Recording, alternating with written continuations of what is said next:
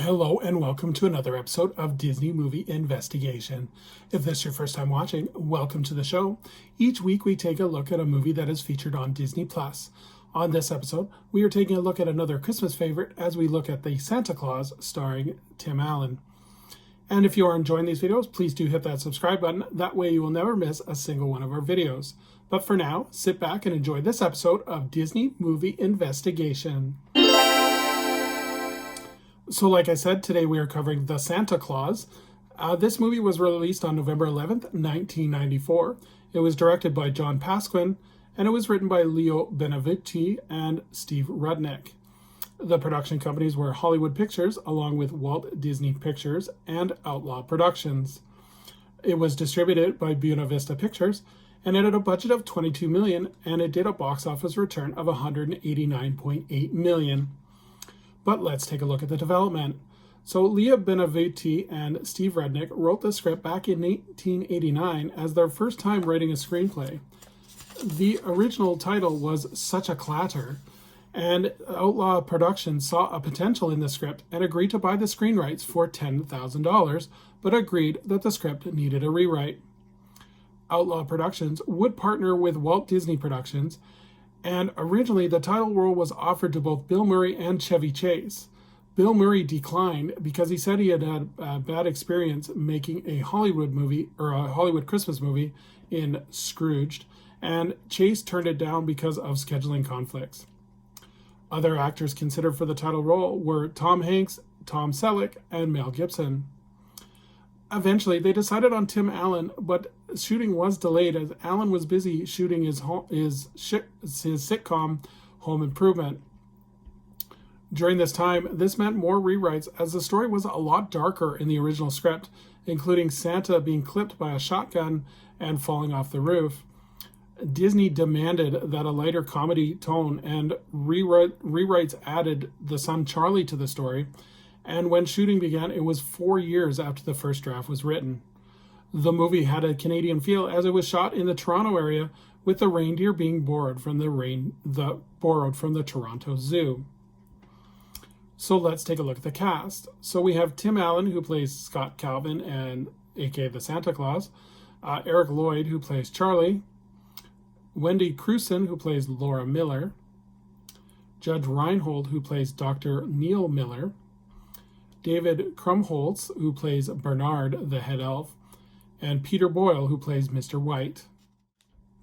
So let's take a look at the plot. So divorcee Scott Calvin is disgusted to learn that his ex and her husband have tried and failed to break it easy to their 6-year-old son Charlie that Santa is not real. On Christmas Eve, Scott reads The Night Before Christmas and then receives an unexpected visitor on his roof.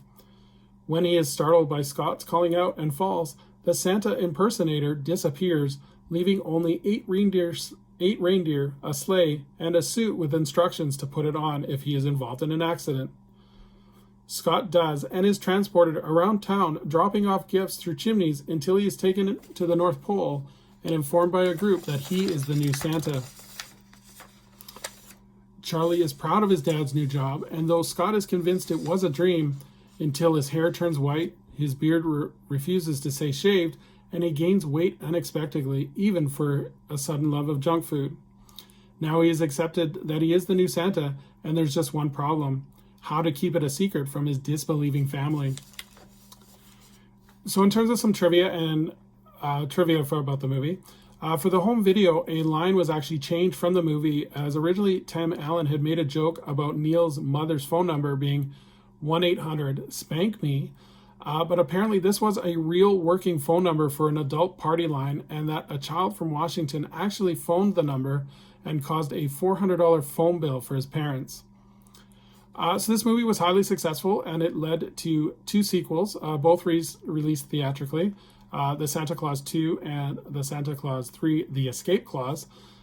We're going to cover those both in individual videos on their own because there is a lot to talk about with those videos. In terms of would I recommend this movie, I think this is a great family movie, and it has a lot of dry humor that Tim Allen is known for. The story is very clever with great characters. Each of the characters are really defined and have their own motivation, which I really like.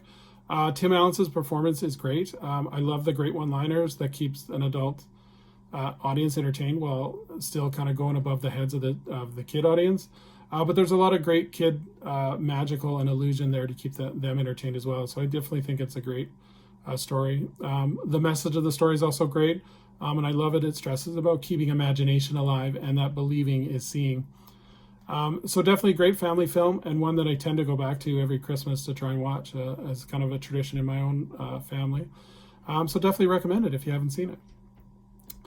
So thank you so much for joining us here on Disney Movie Investigation. Please leave a comment below on what you think of the Santa Claus. Is it part of your holiday tradition?